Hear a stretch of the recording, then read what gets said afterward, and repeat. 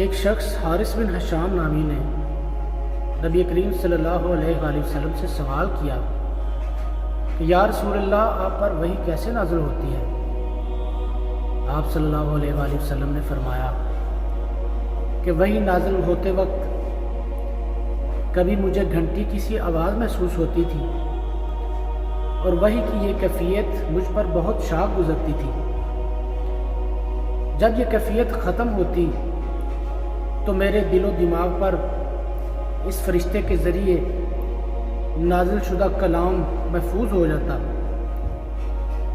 اور کبھی ایسا ہوتا کہ فرشتہ بشکل انسانی میرے پاس آتا اور مجھ سے کلام کرتا، بس میں اس کا کہا ہوا یاد رکھ لیتا ہوں۔ حضرت عائشہ رضی اللہ تعالی عنہ کا بیان ہے کہ میں نے سخت کڑاکے کی سردی میں نبی پاک صلی اللہ علیہ وآلہ وسلم کو دیکھا ہے کہ آپ صلی اللہ علیہ وآلہ وسلم پر جب وحی نازل ہوئی اور جب اس کا سلسلہ موقوف ہوا تو آپ صلی اللہ علیہ وآلہ وسلم کی پیشانی مبارک پسینے سے شرابور تھی۔ وما علینا الا البلاغ المبین۔